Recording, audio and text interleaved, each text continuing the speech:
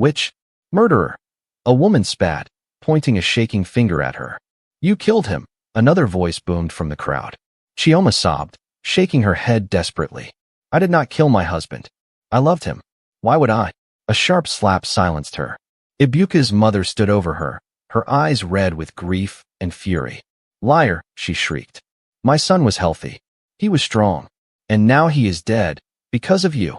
You killed him, so you can have his wealth to yourself. You won't get a dime, Chioma, you won't. The villagers murmured in agreement, their eyes full of judgment. The chief priest stepped forward, his face painted with sacred white chalk. He raised a staff decorated with cowrie shells and pointed it at Chioma. In Orba, when a man dies under suspicious circumstances, his wife must prove her innocence. You, Chioma, will go through the widow's trial. Chioma gasped, her heart pounding. The widow's trial, the most feared ritual in the land.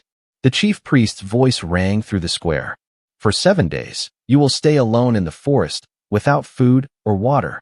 If the spirits do not take you, you will return to shave your head in mourning. Then, you will sleep beside your husband's corpse for 3 nights. And lastly, he paused, letting the weight of his words sink in. You will drink the sacred washing water from your husband's body. If you fall sick afterward, it will be proof that you are guilty, and you will be banished forever. In the heart of Orba, a small but lively village, lived a man named Ibuka and his wife, Chioma. Their love was like no other. Ibuka was tall, strong, and wealthy, while Chioma was a beauty with a heart of gold. But what made them special wasn't just their love. It was how Ibuka treated Chioma. Unlike other men in the village who made their wives work from morning till night, Ibuka did everything for Chioma. He refused to let her lift a finger. He cooked for her, carried water from the stream, and even swept their compound. It was as if he worshipped the ground she walked on. The villagers could not understand it. The women whispered in jealousy, and the men mocked him. Ibuka is a woman rapper, they would say, laughing.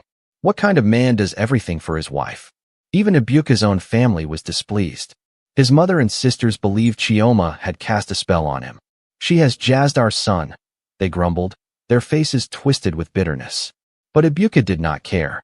He loved Chioma with all his heart and made sure she wanted for nothing.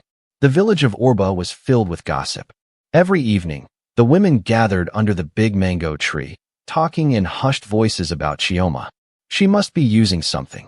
One woman hissed, her eyes sharp with jealousy. How else can a man forget his own people and treat his wife like a queen? Ibuka's mother was the loudest. She has taken my son away from me, she wailed. Since he married her, he barely listens to me. This is not natural. Her daughters nodded in agreement. We must do something, one of them whispered. Before it is too late. Chioma returned from the market. She had bought fresh vegetables, palm oil, and some sweet bananas for Ibuka. She hummed a song as she entered their compound, expecting to see her husband waiting with his usual warm smile. But as she stepped inside their hut, her heart froze. Ibuka was lying on the bed, still as a rock. His face was pale, and his eyes were shut. Ibuka, I am back, she said, shaking him gently. He did not respond. A strange fear gripped her chest. Ibuka, wake up, she cried, shaking him harder. Still, he did not move. Her hands trembled as she touched his chest. It was cold. Panic shot through her like lightning. Help! Somebody help me, she screamed. Her voice rang through the village. Women and men came running, their faces filled with curiosity and worry. When they saw Ibuka's lifeless body, gasps filled the air. The village healer rushed forward, pressing his fingers to Ibuka's neck. Then he looked up, his face grim. He is dead. A loud wail broke from Chioma's lips. She fell to the ground, shaking her head. No, no, no. He cannot be dead. But the villagers only stared. The village square was crowded. Everyone had gathered to discuss Ibuka's sudden death. The village priest stood beside him, his face painted with white chalk. His voice boomed. Ibuka did not die a natural death. He was murdered. Gasps echoed through the crowd. Who would do such a thing, someone asked. But deep down, they all had the same answer. Their eyes turned to Chioma. It is her. Ibuka's mother cried. She killed my son so she could take all his wealth. The villagers nodded in agreement. She must prove her innocence, one of the elders said. She must go through the widow's trial. And the village priest took her away. Chioma was taken deep into the forest, in sackcloth where she was left alone. You will stay here for 7 days, the priest said. No food, no water, no human contact. If you survive, then we will continue the ritual. She fell to her knees as the villagers walked away. She experienced sadness and hunger like never before. At night, the cold air bit her skin, and the sounds of wild animals sent shivers down her spine. By the 3rd day, her lips were cracked, and her body was weak. She lay on the ground, staring at the sky. Ibuka, why did you leave me? She whispered, tears slipping down her face. On the 7th day, they came for her. But her trials were far from over. Chioma, exhausted and weak, was dragged back into the village. The next stage of her trial was even worse than the first. Her long, beautiful hair, the hair that Ibuka had always admired, was shaved off with a blunt knife. Blood trickled down her face as she winced in pain, but she did not cry. She would not give them the satisfaction. Dressed in rough sackcloth, she was led to her husband's corpse. For 3 nights, you will sleep in this room with your husband's body, the priest declared. The villagers murmured among themselves, watching her with mixed emotions, some with pity, others with hatred. The nights were unbearable. The stench of death filled the air, choking her. She could barely breathe, and every rustling sound made her skin crawl. By the 3rd night, she felt her body breaking. But she could not stop now. The worst was yet to come. Chioma sat on the cold ground, her head throbbing from the cruel shaving. Blood trickled down her face, mixing with her tears. She was weak, hungry, and exhausted, but the villagers were not done with her yet. The priest stepped forward, holding a large clay pot filled with murky water. A terrible stench filled the air. Chioma's stomach turned as she realized what it was, the sacred water, taken from washing Ibuka's lifeless body. The gods will judge you now, the priest declared. Drink this, and if you fall sick, it means you are guilty of killing your husband. Chioma's eyes widened in horror. She wanted to scream, to protest, but she knew it was useless. The villagers wanted her to suffer. Slowly, with trembling hands, she lifted the pot to her lips. The water was bitter, thick, and foul. Her body shuddered as it slid down her throat. The villagers watched in silence, waiting. Chioma held her breath, praying that she would not fall sick. But deep inside, she already felt the sickness creeping in. Her stomach churned, twisting painfully as if 1,000 needles pierced her insides. Sweat dripped from her forehead, her body weak and trembling. She tried to stand, but her legs betrayed her, and she collapsed onto the cold, hard floor. Gasps erupted from the crowd. She is sick, a woman's voice shrieked. The gods have spoken, the village priest declared. She is guilty. A wail of victory rose from Ibuka's mother and sisters. Their eyes gleamed with satisfaction as they watched Chioma struggle to breathe. She killed my son, Ibuka's mother cried. She must be banished at once before her evil spreads further. The chief, seated in his high wooden chair, nodded solemnly. Chioma shall be cast out of Orba, he decreed. From this moment, she is no longer one of us. The villagers erupted in agreement. Before she could gather her strength, rough hands grabbed her, dragging her toward the village outskirts. Her mind spun in confusion, her heart heavy with grief. The place she had once called home had turned its back on her. At the edge of the forest, they threw her to the ground like a piece of unwanted cloth. Leave, witch, a man spat. May the spirits deal with you as they see fit. The villagers turned their backs, their torches flickering as they disappeared into the distance. Alone, weak, and in pain, Chioma crawled into the darkness of the forest, tears streaming down her face. The night was cold, and the cries of distant animals filled the air. She was now truly alone. For days, she wandered through the forest, lost and broken. The thick trees loomed over her, and the cries of wild animals sent shivers down her spine. She had nothing, no food, no water, no shelter. The pain of her husband's death and the betrayal of her people weighed heavily on her heart. She staggered forward, her feet bleeding from walking on sharp twigs and stones. Just as she felt her strength give out, she collapsed near a small stream. The world around her faded into darkness. When she woke up, she was inside a small hut, covered with warm cloths. A man sat beside her, watching her with kind eyes. You are safe now, he said gently.